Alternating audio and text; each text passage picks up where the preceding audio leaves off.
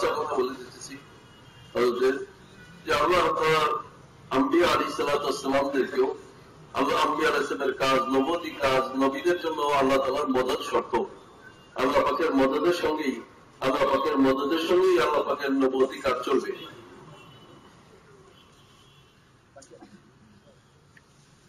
নবুয়তির মেহনতের জন্য আল্লাহ তাআলার মদদ শর্ত। মদদ ছাড়া নবুয়তি কাজও হয় না। আর মদদের জন্য জামাত শর্ত। ইয়াদুল্লাহি আলাল জামা, আল্লাহ পাকের রহমতের হাত থেকে জামাতের উপরে। আর জামাত কাকে বলে? যখন তার একই ইমাম হয়। দুইজন মানুষ যখন নামাজ পড়ে, একজন ইমাম একজন মুক্তাদি, তো যে দেখবে সেই বলবে এটা জামাত নাকি। আর যদি 1 লক্ষ লোক আলাদা আলাদা নামাজ পড়ে, কোনো ইমাম নাই, এটা কেউ জামাত বলবে না। এই জন্য সমস্ত বিষয়ে আল্লাহ পাকের মদদ জামাতের সঙ্গে আছে। এটা নামাজের সঙ্গে আল্লাহ পাক কোরআনে পাকেও উল্লেখ করেছেন। আল্লাহ পাক মাশওয়ারাকে নামাজের সঙ্গে উল্লেখ করে, ঈমান এবং নামাজ আর মাশওয়ারাকে একসঙ্গে আল্লাহ পাক উল্লেখ করে কথা ইঙ্গিত করেছেন। কথা বোঝা যাচ্ছে যে নামাজের মতোই হবে মাশওয়ারার আমিয়াত, এবং নামাজের তরিকাতেই হবে। একজন যেরকম নামাজে ইমাম থাকে আর সকল মুক্তাদি হয়, এরকম মাশওয়ারা তো একজন ফয়সাল থাকবে, বাকি সকলে মুক্তাদি হবে। এবং সারা দুনিয়ার এই মেহনতকে আল্লাহ পাক নিজামুদ্দিনের মার্কাজের সঙ্গে জুড়ছে। নিজামুদ্দিনের মার্কাজে হলো আমাদের মাশওয়ারার জন্য মূল কেন্দ্রবিন্দু। যে কোনো বিষয় দরকার হবে, যেমন সমস্ত বিশ্বের সমস্ত দেশগুলো নিজামুদ্দিনের সঙ্গে সম্পৃক্ত, নিজামুদ্দিনকে মাশওয়ারা নিয়ে চলতেছে। আমরাও ইনশাআল্লাহ সেখান থেকে মাশওয়ারা চলবো। আল্লাহ জাল্লা জালালুহু মাশওয়ারার আহমিয়ত বয়ান করতেন, আর মাশওয়ারার দ্বারাই ইজতিমাইয়াত পেদা হয়। হাজী সাহেব মাদ্রাজুল আলী বারবার এই কথা বলেন যে তোমরা নিজামুদ্দিন যাও। হাজী আব্দুল ওয়াহাব সাহেব, হ্যাঁ, হাজী আব্দুল ওয়াহাব সাহেবের কথাই বলতেছেন, আমিও তাই বলছি। হাজী আব্দুল ওয়াহাব সাহেব বলতেছেন এখনো, এবং ইস্তেমাতে উনি বলছেন তোমরা নিজামুদ্দিন যাও, মেওয়াতে সময় লাগাও। কারণ সেখানে যে মাহওয়ার আর যে জিনিস আল্লাহ পাক কায়েম করে দিচ্ছেন, সেটা যাওয়ার জন্য উনি নিজে তরগিব দিতেছেন। তো সেই তরগিব তো নিশ্চয়ই বড় একটা হিকমত রাখে, আমাদের জন্য সেই তরগিব কার্যকর। আমরা তো যাবো ইনশাআল্লাহ। এই জন্য নিজামুদ্দিনের দিকে আমাদের জন্য যাওয়ার জন্য আল্লাহ পাক সহজ করে দেন। যেরকম দুনিয়ার অন্যান্য দেশকে আল্লাহ তাআলা নিয়ে আসতেছে, প্রতি বছর একবার ওনারা অন্তত সপ্তাহখানিকের জন্য মাশওয়ারায় আসে। তা আমরাও হযরত বলতেছেন, মাশাআল্লাহ ইঙ্গিত দিচ্ছেন যে মাশওয়ারা হলে আমাদেরকেও তারিখ দেওয়া হবে। তা আমরা ইনশাআল্লাহ তশরিফ নিয়ে যাবো ইনশাআল্লাহ। বাকি বিষয়ের ব্যাপারে আমরা আতঙ্কিত না হই, বিষয় তো আল্লাহ তাআলার হাতে।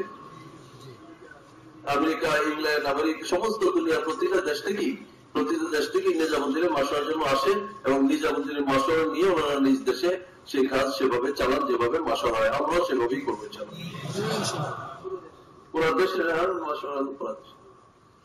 মাশওয়ারা আমাদের এই আমলের ভিতরে আল্লাহ পাকের মদদ আনার ইজতিমাইয়াতের বড় সবব। আল্লাহ পাকের মদদ ইজতিমাইয়াতের সঙ্গেই হয়। আর ইজতিমাইয়াত মাশওয়ারা ছাড়া আর কোন জিনিস নাই। তার বদল ইজতিমাইয়াত করা, সকল রায় জমা করা। যখন জামাত হবে, ইজতিমাইয়াত হবে, মদদ হবে, আল্লাহ পাকের সাহায্য আসবে। আর সাহায্যের মধ্যে রায় দেওয়ার সময় মাশওয়ারার মধ্যে কেউ নিজের রায়ের উপরে ইসরার না করা, এবং রায় ফয়সালার পরেও বাকি রাখা। যার অন্তরে ফয়সালার পরেও রায় বাকি থাকবে, তার অন্তর ঈমান থেকে খালি হয়ে যাবে। আব্দুল্লাহ ইবনে উবাই ইবনে সুলুল মুনাফিক সর্দার, সে তার নিজের রায় বাকি থাকলো। উহুদের ময়দানের জন্য যুদ্ধের মাশওয়ারা হচ্ছে। কেউ বলছে বাইরে যায় যুদ্ধ করা দরকার, বাহাদুর আদমি তো ঘরে থেকে যুদ্ধ করে না, বাইরেই যায়। সাহাবীদেরও কেউ কেউ তাই বলছেন।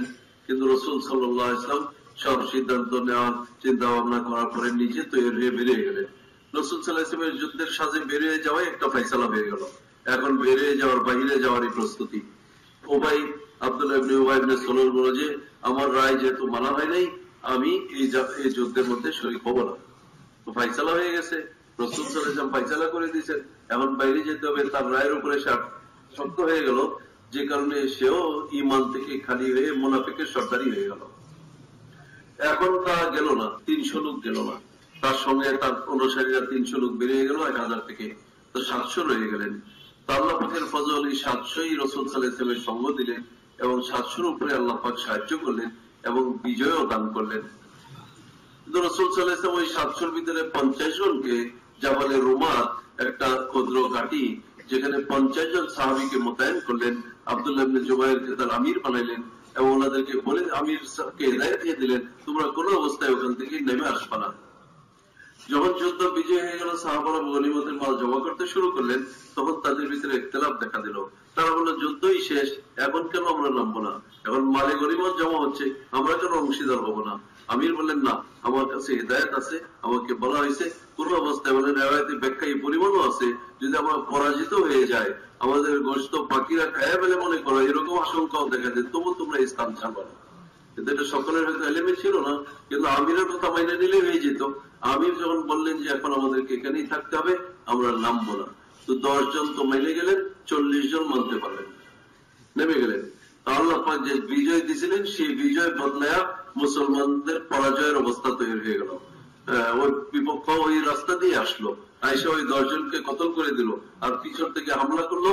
মুসলমান সাহাবারা তখন সকলেই এই বিষয়ে কেউ সচেতন ছিলেন না যে পিছন থেকে আমাদের হামলা হইতে পারে। আর আচানক যখন হামলা হয়ে গেল আর ওই দুই পক্ষ মিলে গেল, তো জয় পরাজয়ে পরিণত হয়ে গেল। হযরত বলতেছেন বারবার এই বিষয়ে তাওয়াজ্জুহ দেওয়ার জন্য, যে আমাদের একটা হলো ইসরার হওয়া চাই না রায়ের ভিতরে, ফয়সালার উপরে পুনরায় নিজের রায় মনে রাখা চাই না, যেটা ঈমান থেকে খতরা। আরেকটা হলো যে যখন আমির ফয়সালা করে নিলেন, তখন সকলে ওই আমিরের ফয়সালার উপরে এক হয়ে জমে যাওয়া আমল করা চাই। যদি সেখানে আমরা আবার বিরোধ করি, ইখতিলাফ করি, তো আশা মদত উঠে যাবে। কারণ সেখানে 700 ছিলেন, 700 মধ্যে 40 জনের সংখ্যা খুব বেশি না। ওনারা 1000 থেকে 300 কমে 700 হয়ে গেলেন, সেটাতে ক্ষতি হইল না, আল্লাহ পাকের মদত আসলো, বিজয় হইল। কিন্তু এই 40 জনের ইখতিলাফের কারণে আমিরের সঙ্গে তাতে বিরোধ হয়ে গেল, আল্লাহর মদত উঠে গেল। এই জন্য আমাদেরকে কি করতে হবে, যে আমাদেরকে আমিরের ফয়সালার উপরে ইত্তেফাকি হইতে হবে না ইনশাআল্লাহ। এখন আপনারা জানি যে আমাদের এখানে যে দুইটা জিনিস উনি খুব গুরুত্ব দিয়ে বললেন, আমিরের উপরে রায়ের, আর রয়ে গেল যাদের মধ্যে এখন বিরোধ ইখতিলাফ দেখা দিচ্ছে বা এরকম কেউ ভাবতেছে, তাদেরকেও ইকরামের সাথে, আন্তরিকের সাথে তাদেরকে কথা বুঝতে আনতে হবে যে তারা যেন সকলেই এক নিজামুদ্দিনের যেরকম সারা দুনিয়া ইতাআত করতেছে, আমরাও তার ইতাআতের মধ্যে আসি, তাদের সঙ্গে বিরোধে না যাওয়া এবং তাদের সঙ্গে বেঅনুয়ানি না করা, সকলকে এই কথার মধ্যে সমাজদারির সাথে তাদেরকে বোঝায় নেওয়া যে ইতাআতের ভিতরে আল্লাহ পাকের কল্যাণ এবং দাওয়াতের মেহনতের হেফাজত।